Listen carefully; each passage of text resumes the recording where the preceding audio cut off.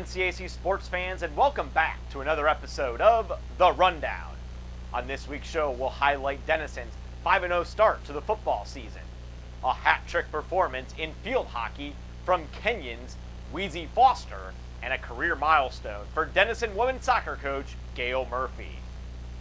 For the second year in a row, the Denison football team has opened the season with a perfect 5-0 start, following a 33-19 come-from-behind victory at Hiram last Saturday night. The Big Red got off to a slow start against the Terriers and trailed 13-0 after the first quarter. However, the sophomore duo of Kenyon Gabe Lee and wide receiver David Weimer took matters into their own hands over the final three quarters to lift the Big Red to the 14-point victory. The duo connected twice for touchdowns in the second quarter. Their first connection came on this 6-yard play with 10:54 on the clock to cut Hiram's lead to 13-7.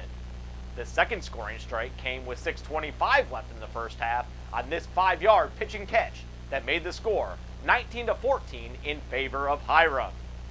With Hiram still leading 19-17 after a scoreless third quarter, Gabe Lee and Weimer connected once again for the eventual game-winning score on this 5-yard play early in the fourth quarter. Gabe Lee went on to earn NCAC Offensive Player of the Week accolades after he finished the game with 419 yards of total offense, which included an impressive 23 of 29 showing through the air for 259 yards and the 3 touchdown passes. He also proved to be a threat on the ground for the Big Red as he led all rushers in the game with 30 attempts for 160 yards and 1 touchdown. And for the second weekend in a row, a battle of unbeaten teams will highlight the NCAC football schedule this week, as nationally ranked Wittenberg is set to travel to Denison on Saturday night for a 7 p.m. kickoff. We now head down to Gambier, where the Kenyon field hockey squad improved to 9-4 overall and 7-2 in the NCAC last week, with wins over Christopher Newport and Worcester. In the ladies' 1-0 win over perennial power Christopher Newport on October 6th, head coach Jackie DeMarco became Kenyon's all-time winningest head coach with her 65th career victory, surpassing Sandra Moore, who collected 64 victories between 1983 and 1991. The ladies then moved into sole possession of second place in the NCAC standings on Saturday with a 4-1 victory over Worcester, thanks in part to a hat-trick performance from this week's NCAC Field Hockey Player of the Week selection, Weezie Foster.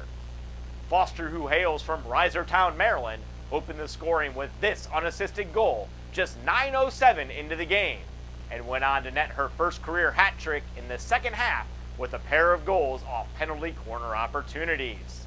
In the 38th minute, Foster and junior Caitlin Hutchinson connected on this nifty give-and-go play to put the ladies up 3-1, before Foster closed out the scoring in the 54th minute by taking this pass from junior Shannon Hart and firing it into the back of the cage to complete her first career hat trick.